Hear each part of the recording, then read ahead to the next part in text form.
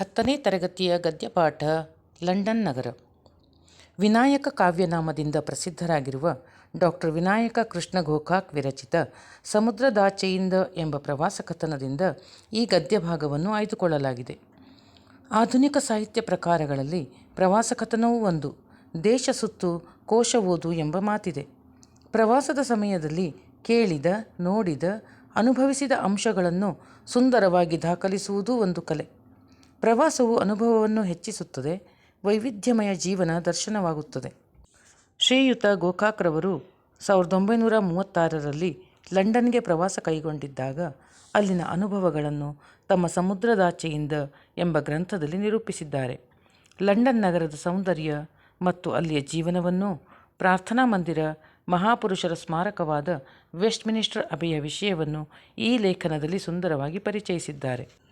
London ಪಟ್ಟಣವೆಂದರೆ ಒಂದು ಸ್ವತಂತ್ರ ಜಗತ್ತು. ಇಲ್ಲಿಯ ರಸ್ತೆಗಳಲ್ಲಿ ವ್ಯಾಪಾರವು ತುಂಬಿ ಟ್ರಾಮ್ ಬಸ್ಸುಗಳಿಗೆ ಸಕಾಲಕ್ಕೆ ಹೋಗಲಾಗುವುದಿಲ್ಲ. ಬಹಳ ಹೊತ್ತು ನಡುವೆ ನಿಲ್ಲಬೇಕಾಗುತ್ತದೆ. ಇದನ್ನು ತಪ್ಪಿಸುವುದಕ್ಕಾಗಿ ಭೂಗರ್ಭದಲ್ಲಿ ಗಾಡಿಯನ್ನು ಒಯ್ದಿದ್ದಾರೆ. ಹಳಿ, ಎಲೆಕ್ಟ್ರಿಕ್ ಗಾಡಿ, ನಿಲ್ಮನೆ ಎಲ್ಲ ಒಳಗೆ. ಜೋರಾಗಿ ಗಾಳಿ ಬೀಸುವಷ್ಟು ಹವೆಯಾಡುವಂತೆ ಅಲ್ಲಿ ವ್ಯವಸ್ಥೆಯನ್ನು ಮಾಡಿದ್ದಾರೆ. ನಿಮಿಷಕ್ಕೊಂದರಂತೆ ಕತ್ತಲು ಗವಿಗಳೊಳಗಿಂದ ಹಾಯ್ದು ಗಾಡಿಗಳು ದಡದಡ ಹೋಗುತ್ತಿರುತ್ತವೆ. ಮೇಲೆ ಕೆಳಗೆ ಹತ್ತಿ ಇಳಿಯಲು ಎಸ್ಕಲೇಟರ್ಸ್ ಎಂಬ ಮೆಟ್ಟಿಲುಗಳನ್ನು ಮಾಡಿದ್ದಾರೆ. ಅವು ಒಂದೇ ಸಮನೆ ತಿರುಗುತ್ತಿರುತ್ತವೆ.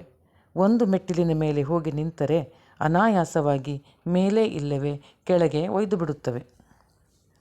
ಲೇಖಕರು ಪೇಟೆಯಲ್ಲಿ ತಿರುಗಾಡಿದರು. ವೂಲ್ವರ್ತ್ ಎಂಬ ಸ್ಟೇಷನರಿ ಅಂಗಡಿಯು ನೋಡುವ ಹಾಗಿದೆ. ಎಲ್ಲ ತರಹದ ಸಾಮಾನುಗಳನ್ನು ಅಲ್ಲಿ 1 ಪೆನ್ನಿಯಿಂದ 6 ಪೆನ್ನಿಯವರೆಗೆ ಮಾರುತ್ತಾರೆ. ಆ ಅಂಗಡಿಯ ವಿಧ ವಿಧದ ವಿಭಾಗಗಳನ್ನು ನಿರ್ಮಿಸಿದ ಬುದ್ಧಿಯ ಚಮತ್ಕಾರವು ನೋಡತಕ್ಕಂತಹುದು. ಪ್ರಾಚೀನ ಮಹಾಕಾವ್ಯದಂತೆ ಅದೊಂದು ಮಹಾಕೋಶವಾಗಿದೆ. ಬೂಟು, ಕಾಲುಚೀಲ, ಚಣ್ಣ, ಸಾಬೂನು, ಔಷಧ, ಪುಸ್ತಕ, ಅಡುಗೆಯ ಪಾತ್ರೆ, ಎಲೆಕ್ಟ್ರಿಕ್ ದೀಪದ ಸಾಮಾನು, ಫೋಟೋ, ಅಡವಿಯ ಹೂವು, ಯುದ್ಧ ಸಾಮಗ್ರಿ, ಹೀಗೆ ಅಲ್ಲಿ ಎಲ್ಲವೂ ದೊರೆಯುತ್ತವೆ. ಸ್ಟ್ರ್ಯಾಂಡ್ದಲ್ಲಿಯ ಸ್ಯಾವ್ಯೂ ಸಿಂಪಿಗಳು ಅಲ್ಲಿ ಪ್ರಸಿದ್ಧಿಯನ್ನು ಹೊಂದಿದ್ದಾರೆ. ಅಲ್ಲಿಯ ಒಂದು ಸಾದಾ ಸೂಟು ಹೊಲಿಯಬೇಕಾದರೂ ಸುಮಾರು 100 ರೂಪಾಯಿ ಬೇಕು. ಆದರೆ 50 ಶಿಲ್ಲಿಂಗ್ ಟೇಲರ್ಸ್, 50 ಶಿಲ್ಲಿಂಗಿನ ಸಿಂಪಿಗಳು ಎಂಬ ಒಂದು ಸಂಸ್ಥೆಯ ಶಾಖೆಗಳೂ ಎಲ್ಲ ಕಡೆಗೆ ಇವೆ. ಲಂಡನ್ನಿನ ಎಲ್ಲ ಅಂಗಡಿಗಳಲ್ಲಿ ಸಾಮಾನ್ಯವಾಗಿ ಹೆಣ್ಣು ಮಕ್ಕಳೇ ಹೆಚ್ಚಾಗಿ ಕೆಲಸ ಮಾಡುತ್ತಾರೆ. ಉಪಾಹಾರ ಗೃಹಗಳಲ್ಲಿ ಮಾಣಿಗಳಿಲ್ಲ. ಬೆಂಗಳೂರಿನ ಮಾತಿನಲ್ಲಿ ಹೇಳುವುದಾದರೆ ಅಮ್ಮಣ್ಣಿಗಳಿರುತ್ತಾರೆ. ಯಾವುದಾದರೊಂದು ದೊಡ್ಡ ಅಂಗಡಿಗೆ ಹೋದರೆ ಅಲ್ಲಿಯ ಟೈಪಿಸ್ಟ್, ಕಾರಕೂನ ಒಬ್ಬ ಹೆಣ್ಣು ಮಗಳು. ಸಿನಿಮಾ ಗೃಹದಲ್ಲಿ ಜಾಗವನ್ನು ಹುಡುಕಿಕೊಡುವವರು ಹೆಣ್ಣು ಮಕ್ಕಳೇ. ಹೀಗೆ ಹೆಣ್ಣು ಮಕ್ಕಳನ್ನು ಅತ್ಯಾದರದಿಂದ ನಡೆಸಿಕೊಳ್ಳುವ ಸಂಸ್ಕೃತಿಯ ಶಿಖರವನ್ನು ಇಂಗ್ಲೆಂಡಿನಲ್ಲಿಯೇ ಕಾಣಬೇಕೆಂಬುದು ಆಂಗ್ಲರ ಮತ. ಇದು ಅವರು ಹೆಣ್ಣನ್ನು ಸತ್ಕರಿಸುವ ರೀತಿಯಾಗಿದೆ. ಚೇರಿಂಗ್ ಕ್ರಾಸ್ ಎಂಬ ಓಣಿಯಲ್ಲಿ ಆಂಗ್ಲರ ಸಾಮ್ರಾಜ್ಯ ವೈಭವವು ಕಂಡುಬರುವುದು. ಅಲ್ಲಿ ಇಂಡಿಯಾ ಆಫೀಸು, ಇನ್ನೊಂದು ವಸಾಹತಿನ ಕಚೇರಿ, 108 ಬ್ಯಾಂಕ್ಗಳು, ದೊಡ್ಡ ಕಂಪನಿಗಳ ಕಚೇರಿಗಳು ಎಲ್ಲವೂ ದಂಗು ಬಡಿಸುವಂತೆ ನೆರೆದಿವೆ. ಒಂದೊಂದು ದೇಶದ ಮೇಲಿನ ಪ್ರಭುತ್ವ ಇಲ್ಲಿಯ ಒಂದೊಂದು ಕಚೇರಿಯಿಂದ ನಡೆಯುತ್ತದೆ. ಈ ದೊಡ್ಡ ಬೀದಿಯು ಸಾಮ್ರಾಜ್ಯದ ಬೀದಿ. ಇಂಡಿಯಾ ಆಫೀಸು ನೋಡುವ ಹಾಗಿದೆ. ವಾಚನಾಲಯದಲ್ಲಿ ಅನೇಕ ಮಹತ್ವದ ಪುಸ್ತಕಗಳಿವೆ. ಇಲ್ಲಿಯ ವಸ್ತು ಸಂಗ್ರಹಾಲಯದಲ್ಲಿ ಹಿಂದೂಸ್ತಾನದ ಲಲಿತ ಕಲೆಯ ಹಾಗೂ ಇನ್ನುಳಿದ ಮಾರ್ಗಗಳ ಮಾದರಿಗಳು ನೋಡಲು ದೊರೆಯುತ್ತವೆ.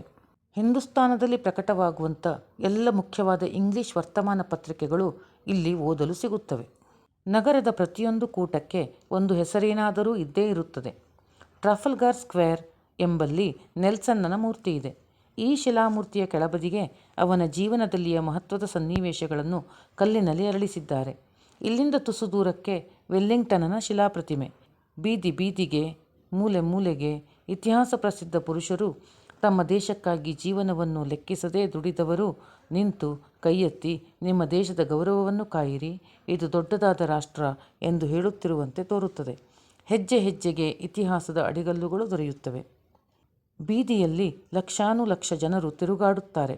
ಅವಸರದಿಂದ ಓಡುತ್ತಾರೆ. ಟೈಮ್ ಈಸ್ ಮನಿ. ಹೊತ್ತೇ ಹಣ. ಇದು ಅಕ್ಷರಶಃ ವಿಲಾಯತಿಯಲ್ಲಿ ನಿಜವಾಗಿದೆ. ಲೇಖಕರು ಅಲ್ಲಿಯ ಹೆಣ್ಣು ಮಕ್ಕಳ ಟೊಪ್ಪಿಗೆಯನ್ನು ಕುತೂಹಲದಿಂದ ನೋಡಿದರು. ಒಂದು ಟೊಪ್ಪಿಗೆಯಂತೆ ಇನ್ನೊಂದಿರುವುದಿಲ್ಲ. ಸಿಕ್ಕಿಸಿದ ಪುಚ್ಛವಾದರೂ ಕನಿಷ್ಠ ಪಕ್ಷಕ್ಕೆ ಬೇರೆಯಾಗಿರುತ್ತದೆ. ಕೋಟ್ಯವಧಿ ಟೊಪ್ಪಿಗೆಗಳನ್ನು ಬೇಕಾದರೆ ಪರೀಕ್ಷಿಸಿ ಇದನ್ನು ಮನಗಾಣಬಹುದು. ಮನುಷ್ಯನಂತೆ ಟೊಪ್ಪಿಗೆಯಲ್ಲವೇ, ಒಬ್ಬ ಮನುಷ್ಯಳಂತೆ ಇನ್ನೊಬ್ಬಳಿಲ್ಲ ಎಂದಿದ್ದಾರೆ.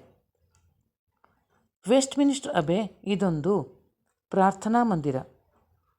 ಇದು ಕನಿಷ್ಠ 1000 ವರ್ಷದಷ್ಟು ಪುರಾತನವಾದ ಮಂದಿರ. ಇಲ್ಲಿ ಸಂತರು, ಸಾರ್ವಭೌಮರು ಮಲಗಿರುವರು. ಕವಿಪುಂಗವರು, ವಿಜ್ಞಾನಿಗಳು, ರಾಜಕಾರಣಿಗಳು ಹೊರಗಿರುವರು. ಹಾಗಾಗಿ ಇದನ್ನು ಸತ್ತವರ ಸ್ಮಾರಕ ಎನ್ನಬಹುದು. Mortality behold and fear, what a litter of tombs is here. ಮರ್ತ್ಯತ್ವವೇ, ಎಷ್ಟು ಗೋರಿ ಗುಂಪುಗಳು ಇಲ್ಲಿವೆ ನೋಡಿ ಅಂಜು ಎಂದು 300 ವರ್ಷಗಳ ಹಿಂದೆ ಬ್ಯೂಮಾಂಟ್ ಎಂಬ ಕವಿಯು ಹಾಡಿದನು. ಗೋಲ್ಡ್ಸ್ಮಿತ್ ಹಾಗೂ ಎಡಿಸನ್ ಎಂಬ ಪ್ರಖ್ಯಾತ ಸಾಹಿತಿಗಳು visit to Westminster Abbey, Westminster ಅಬೆಯ ಸಂದರ್ಶನ ಎಂಬ ವಿಷಯದ ಮೇಲೆ ಉತ್ತಮವಾದ ನಿಬಂಧಗಳನ್ನು ಬರೆದಿದ್ದಾರೆ. ಇಂದಿಗೂ ಇದು ಕಬ್ಬಿಗರ ಸ್ಫೂರ್ತಿಯ ತವರು ಮನೆಯಾಗಿದೆ.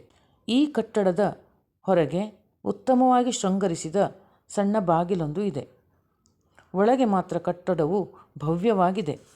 ಪಾದ್ರಿಯ ಪ್ರಾರ್ಥನೆಯನ್ನು ಕೇಳಲೆಂದು 100 ಜನರು ನೆರೆಯುತ್ತಾರೆ. ಸರ್ಕಾರಿ ಡಾಕ್ಟರರಂತೆ ಇಲ್ಲಿ ಸರ್ಕಾರಿ ವೈದಿಕರೂ ಇರುತ್ತಾರೆ. ಜನರ ಆತ್ಮಗಳ ಆರೋಗ್ಯವನ್ನು ಕಾಯುವುದೇ ಅವರ ಕೆಲಸ. ಇದು ಎಷ್ಟರ ಮಟ್ಟಿಗೆ ಸಾಧಿಸುವುದು ದೇವರೇ ಬಲ್ಲ ಎಂದಿದ್ದಾರೆ. ಪಾದ್ರಿಯ ಪ್ರಾರ್ಥನೆಯು ಮುಗಿದಂತೆ ಹಾಗೇ ಒಳಗೆ ಮುಂದೆ ಸಾಗಿದಂತೆ ಹಾದಿಯ ಎಡಬಲಕ್ಕೆ ರಾಜಕಾರಣ ಚತುರರ ಶಿಲಾಮೂರ್ತಿಗಳಿವೆ. ರಾಜರಿಗಿಂತ ಕವಿಗಳಿಗಿಂತ ಇವರೇ ಆಂಗ್ಲರ ಕೀರ್ತಿಧ್ವಜವನ್ನು ನಿಲ್ಲಿಸಿದರೆಂಬುದು ಇಲ್ಲಿಯವರ ಅಭಿಪ್ರಾಯ. ಅರ್ಲ್ ಆಫ್ ಚಾಟಮ್, ಗ್ಯಾಡ್ಸ್ಟನ್, ಮಾಲ್ಪ್ ಡಿಸಿರೇಲಿ ಮೊದಲಾದ ಶಿಲಾಮೂರ್ತಿಗಳ ನಡುವೆ ಹಾಯ್ದು ಪಾದ್ರಿಯ ಆಸನದ ಕಡೆಗೆ ಹೋದರೆ, ಪಾದ್ರಿಯ ಆಸನವು ಉತ್ತಮವಾದ ಕೆತ್ತನೆಯಿಂದ ಕೂಡಿದ್ದು ಬಂಗಾರದ ಬಣ್ಣವನ್ನು ಹೊಂದಿತ್ತು. ಮುಂದೆ ಲೇಖಕರು ಪೋಯೆಟ್ಸ್ ಕಾರ್ನರ್ ಅಂದರೆ ಕವಿಗಳ ಮೂಲೆಗೆ ಹೋದರು. ಅಲ್ಲಿ Kipling, Hardy, Macaulay, Johnson, Goldsmith, Dryden, Ben Jonson ಮೊದಲಾದವರೆಲ್ಲ ಹೊರಗಿದ್ದಾರೆ. ಎಲ್ಲರಿಗೂ ಒಂದೊಂದು ಹಿಡಿ ಮಣ್ಣನ್ನು ಕೊಡುವಂತೆ ಒಂದೊಂದು ಕಲ್ಲನ್ನು ಅಲ್ಲಿ ಕೊಟ್ಟಿದ್ದಾರೆ. ಪ್ರಖ್ಯಾತ ನಾಟಕಕಾರ ಬೆನ್ ಜಾನ್ಸನ್ನ ಕಲ್ಲುಪಾಟಿಯ ಮೇಲೆ ಓ ಅಪರೂಪ ಬೆನ್ ಜಾನ್ಸನ್ ಎಂದು ಬರೆದಿತ್ತು. ಈ ಕಲ್ಲಿನ ಮೇಲೆ ಹಾಯ್ದಾಡುತ್ತಾ ಹೋಗುವಾಗ ಪ್ರತಿಯೊಂದು ಹೆಜ್ಜೆಯ ಬುಡಕ್ಕೆ ಬಿಜ್ಜೆಯ ಭಾರವನ್ನು ತುಳಿಯುತ್ತೇವೆ, ಅಡಿಗಡಿಗೆ ಇತಿಹಾಸವನ್ನು ದಾಟುತ್ತೇವೆ. ಎಂಥ ವಿಚಿತ್ರ ಎನ್ನುತ್ತಾರೆ ಲೇಖಕರು. ಕವಿಗಳ ಮೂಲೆಯಲ್ಲಿ ವರ್ಡ್ಸ್ವರ್ತನ ಒಂದು ಶಿಲಾಮೂರ್ತಿ ಇದೆ. ಇದಕ್ಕೆ ಸಮೀಪವಾಗಿ ವೈಜ್ಞಾನಿಕರ ಮೂಲೆ ಇದೆ. ಅಲ್ಲಿ ನ್ಯೂಟನ್ನ ದೊಡ್ಡದಾದ ಶಿಲಾಮೂರ್ತಿ ಇದೆ. ಡಾರ್ವಿನ್, ಹರ್ಷಲ್ ಮೊದಲಾದವರೂ ಅಲ್ಲಿ ಹೊರಗಿದ್ದಾರೆ. ಇದಕ್ಕೆ ಹತ್ತಿರದಲ್ಲಿ ವ್ಯಾಪಾರಿಗಳು, ವಾಸ್ತುಶಿಲ್ಪಿಗರು, ಸರದಾರರು, ಸೇನಾಪತಿಗಳು ಮೊದಲಾದ ಅನೇಕರಿಗೆ ಜಾಗವು ದೊರೆತಿದೆ. ನಂತರ ಲೇಖಕರು ಅರಸರ ಅರಮನೆಗೆ ಹೋದರು. ರಾಜದಂಡವು, ಕಿರೀಟವು ನೆಲಕ್ಕುರುಳಲೇಬೇಕು ಎಂಬುದು ನಿಜವಾಗಿದ್ದರೂ ಸತ್ತ ಮೇಲೆ ಅವರಿಗೊಂದು ವಿಶಿಷ್ಟ ಸ್ಥಾನವನ್ನು ಕಲ್ಪಿಸಿದ್ದಾರೆ. ಇದಕ್ಕೆ ರಾಯಲ್ ಚಾಪಲ್, ರಾಜವಿಭಾಗ ಎಂದು ಹೆಸರು. ಈ ರಾಜಮಂದಿರದಲ್ಲಿ ಸಿಂಹದದಿಯ ರಿಚರ್ಡ್, 2ನೇ ಎಡ್ವರ್ಡ್, ಅರ್ಲ್ ಆಫ್ ಸ್ಟ್ರಾಫೋರ್ಡ್, ರಾಣಿ ಎಲಿಜಾಬೆತ್, 1ನೇ ಜೇಮ್ಸ್ ಮೊದಲಾದ ಅರಸಿಯರು ಹೊರಗಿದ್ದಾರೆ. ಮುಖ್ಯತಃ ಗೋರಿಯ ಮೇಲೆ ಆ ವ್ಯಕ್ತಿಯು ಮಲಗಿಕೊಂಡಂತೆ ಮೂರ್ತಿಯನ್ನು ಕಡೆದಿದ್ದಾರೆ. ಈ ಗೋರಿಗಳ ನಡುವೆ ಹಾಯ್ದು ಅರಸರ ಪ್ರಾರ್ಥನಾ ಮಂದಿರಕ್ಕೆ ಹೋಗಬಹುದು. ಇಲ್ಲಿಯ ಕೆತ್ತನೆಯ ಕೆಲಸವೆಲ್ಲ ಬಂಗಾರದ ಬಣ್ಣದಲ್ಲಿಯೇ ಆಗಿವೆ. ಮಂದಿರದ ಹಿಂದೆ ಭವ್ಯವಾಗಿ 7ನೇ ಹೆನ್ರಿಯ ಗೋರಿಯು ನಿಂತಿದೆ. ಸಾಮ್ರಾಟರ ರಾಜ್ಯಾಭಿಷೇಕವಾಗುವಾಗ ಅವರ ಸಿಂಹಾಸನದ ಮೇಲೆ ಒಂದು ಕಲ್ಲುಪಾಟಿಯನ್ನು ಹಾಕುತ್ತಾರೆ. ಪಟ್ಟಾಭಿಷೇಕವಾಗುವಾಗ ಮಾತ್ರ ಸಾಮ್ರಾಟರು ಇದರ ಮೇಲೆ ಕೂಡಬೇಕು. ಈ ಶಿಲೆಯನ್ನು ಒಳಗೊಂಡ ಸಿಂಹಾಸನವು ವೆಸ್ಟ್ಮಿನಿಸ್ಟರ್ ಮಂದಿರದಲ್ಲಿಯ ಒಂದು ಭಾಗದಲ್ಲಿದೆ. ಸ್ಟೋನ್ ಆಫ್ ಸ್ಕೋನ್ ಎಂದು ಇದರ ಹೆಸರು. 3ನೇ ಎಡ್ವರ್ಡನು ಸ್ಕಾಟ್ಲೆಂಡಿನ ಅರಸರಿಂದ ಇದನ್ನು ಕಿತ್ತುಕೊಂಡು ಲಂಡನ್ನಿಗೆ ತಂದಿರುತ್ತಾನೆ.